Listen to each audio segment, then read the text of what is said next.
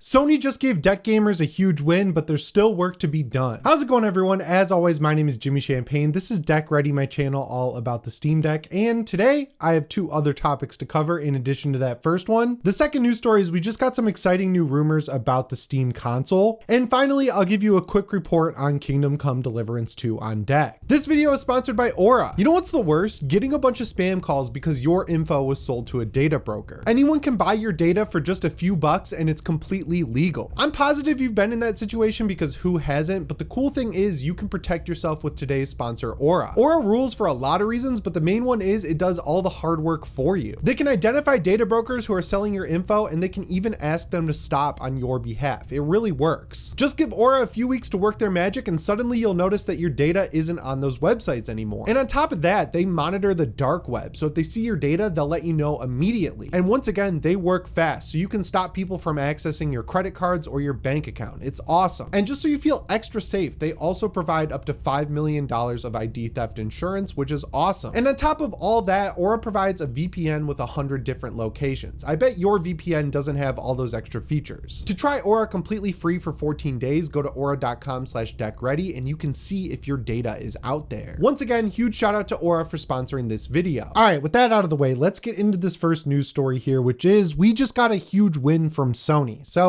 if you don't remember, going back to last year, which I wouldn't fault you on because so much stuff has happened in just the past few months, Sony kind of shot themselves in the foot with their PC ports repeatedly throughout 2024. It all started with Helldivers 2, where they basically came out and said, even though this game's been out for a few months, we're going to introduce the ability to log into your PlayStation Network account, and you're going to have to do that. And things got really bad from there because for the past few months before that, they were selling the game in other territories, and those territories, it just so happened, did not have the capability to use the PSN in the first place. So if you bought the game on Steam and then couldn't log into the PSN, you were effectively SOL. They weren't talking about doing refunds or anything like that. It was a massive disaster, pretty much entirely across the board for PC gamers on Steam. Eventually they saw the light and realized that was stupid to do that after the fact when they were selling, the game for months before they introduced that requirement. So they said, okay, it doesn't have to happen on Helldivers 2. But then after that, later in the year, when we got games like Ghost of Tsushima's Director's Cut and God of War Ragnarok, even though those were single player games,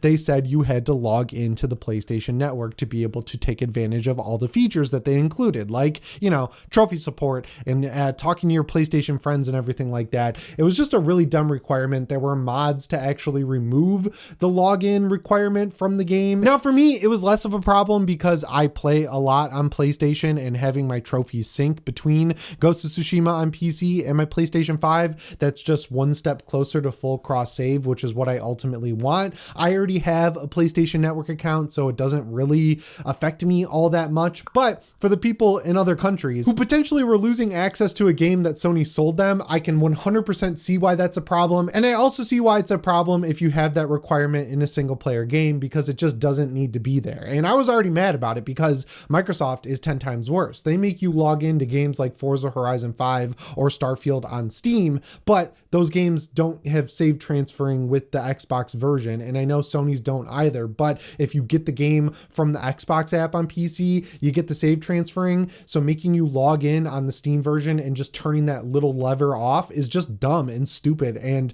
I think they deserve more criticism than Sony does for that. And then the last negative part of this that really affected Steam Deck gamers is the fact that Ghost of Tsushima came with its Legends mode, which is a really good multiplayer mode. It's kind of like a mini live service where it's PvE entirely. You could build up to a raid. It's 3 players. There are separate classes. To use that, you had to log into the PlayStation Network. So even though the single player works on Steam Deck for Ghost of Tsushima's Director's Cut, the multiplayer just didn't work because Sony's weird online servers just don't work with Linux yet. And that brings us until now, where they mostly fixed the problem. They announced that they're removing the requirement for Ghost of Tsushima and God of War Ragnarok, but unfortunately, you still need to log in to take advantage of the Legends mode. So while a lot of the bottlenecks that Sony put in place just to make gaming more annoying on the Steam Deck have been repaired, I'd say the biggest one is being able to play Legends mode online, and I wish they would just go a full step farther and get rid of that requirement because there's no reason for it to be there in the first place, and you obviously don't need it because you're going through the effort of taking it out. Sony's PC strategy is in a bizarre spot. Like, Spider-Man 2 just came out. Not only is the port terrible compared to the first Spider-Man game, they didn't market it at all, like to the point where people were like, are you still releasing this or what? And on top of that, apparently they had ports for Gran Turismo 7 and Demon Souls in the works for PC, which are both games I'd love to play on the Steam Deck. Gran Turismo 7 is like my addiction on PS5, and it would just be so much better to have that game on PC because a lot of the racing wheels that you can get that are cheaper don't work right with the PS5, so I'd love to play that game. They apparently canceled those 2 ports, so I don't know what's going on with their whole PC strategy. There's also a huge shakeup with Herman Hulst being demoted technically because his co-CEO Hideaki Nishino was just promoted to the regular CEO, not co-CEO anymore. They're only having one CEO of PlayStation. So yeah, it's nice to see them kind of go halfway to getting rid of these dumb requirements that they put in. But yeah, I think for the future, the best thing would be to remove the requirement for logging into the PSN entirely. We already have a Steam account. We don't need a PlayStation account on top of that. Also, they should get cloud saves working, because if you're someone like me who has a PS5, it'd be nice to, even if I double dip on a game like Ghost of Tsushima, for example, to be able to carry my save over so I can treat my Steam Deck like a PlayStation Vita or something like that. And honestly, if they want to make their own handheld, they're going to need to be able to get that working anyway. So yeah, I think Sony is in a weird spot with all the games they're canceling, their weird focus on live service,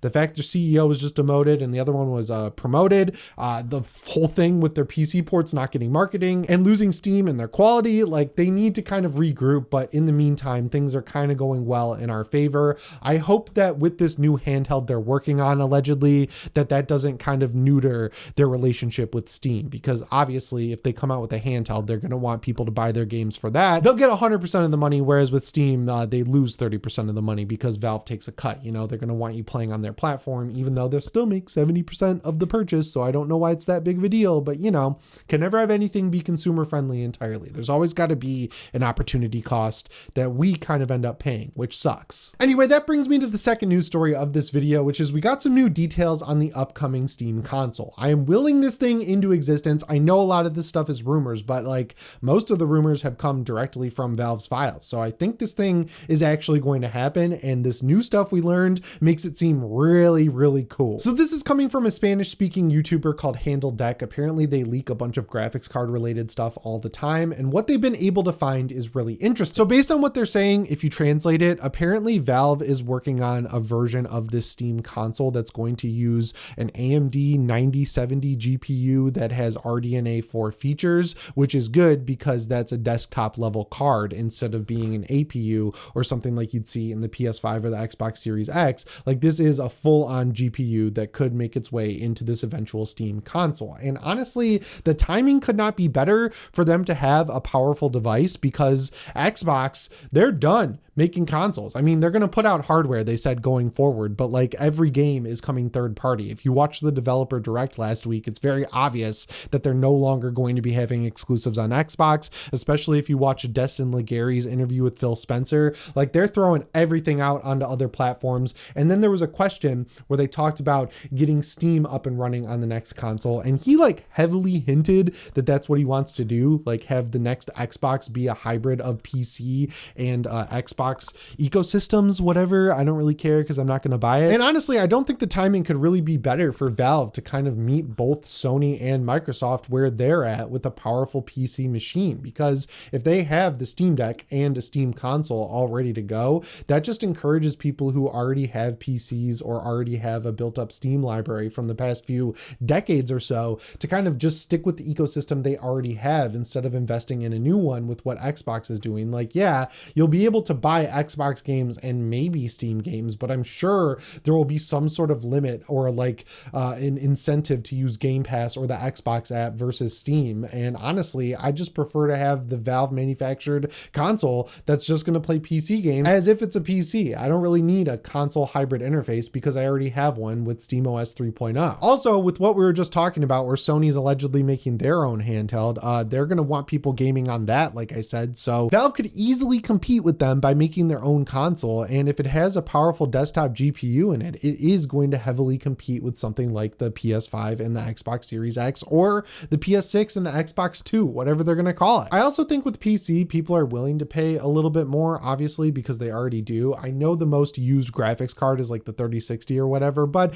there are plenty of people out there who have 4090 equipped PCs and 5090 equipped PCs now. People are waiting in line to get those GPUs to slot into their PCs and get some maximum power gaming. So knowing that the ceiling has been raised a lot more on PC, as in how much you can spend, I feel like Valve, if they had multiple SKUs, like starting with one that runs the Steam Deck's APU that runs at a higher spec, and then you move on to one that's a little bit more expensive that runs with a full dedicated graphics card, like give people options and they'll show up for it, at least in my opinion. I just don't like when Microsoft tries new stuff, because if it works, it kind of encourages the other manufacturers to do the same thing. And I don't think we'll see that from Valve. Like if they were copycats, they would come up with the Steam subscription, or would have come up with one by now, but they just let you work in stuff like EA Play with Steam and let the other people worry about things like that. And they are focused on being consumer friendly. So yeah, I'll always be a PlayStation console gamer, but if I wanted to give up one console right now, it would definitely be my Xbox Series X, and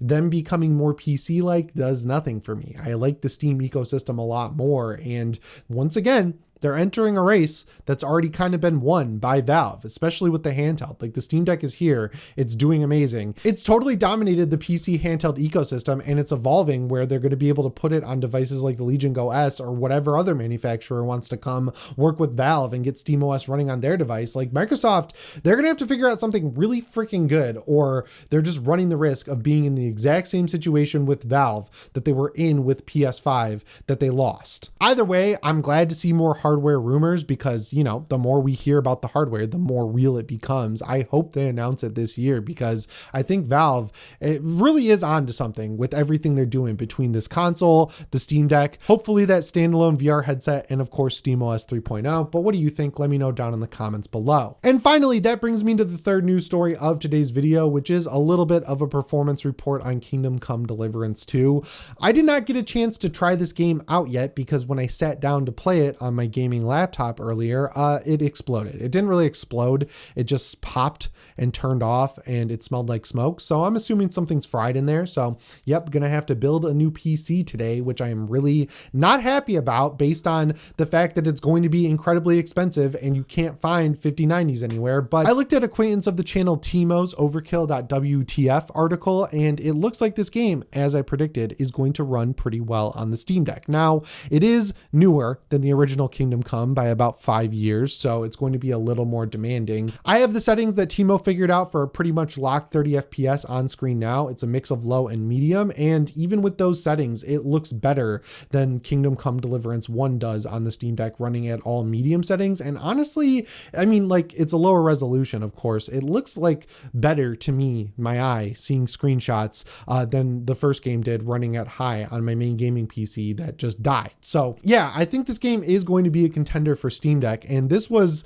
the first one, was the ultimate game for me in just proving how great of an experience having a big gaming PC and a Steam Deck is. Like having the saves transfer back and forth, not really losing any fidelity between the two devices because the game looked good no matter what settings it was on. It was a really excellent experience, and I'm glad that carried over with this new game. I'm also glad that this one's optimized and has a lot less bugs than the first one. I talked about this on Summon Sign, the LSM podcast that I go on frequently to talk with Brad and the boys. I didn't really hit any bugs for 90% of Kingdom Come Deliverance 1, and then in the last 5 hours or so, I was getting game-breaking bugs left and right. I was having to restart the game constantly. I was getting loading bugs. It was terrible towards the end, but I finished the game. I got through all the bugs, and from what I've heard from my friends like Jake Baldino, who's very far in this game, it is much better optimized than the original, and lockpicking still sucks. So if you're looking for a new Steam Deck game to play that has hundreds of hours of content, I think it's a pretty safe recommendation for Kingdom Come Deliverance. Just use these settings at 30 FPS and you'll be good to go. I think you'll have a good time with this game at 30, because I played 80 hours or so of the original game at 30 FPS and my eyes didn't explode or anything like that. So, 30 FPS on the Steam Deck, I think it's fine. Anyway, guys, that's all I've got for you in today's video. As always, my name is Jimmy Champagne. I'll see you in the next one. Thanks for watching, and shape on.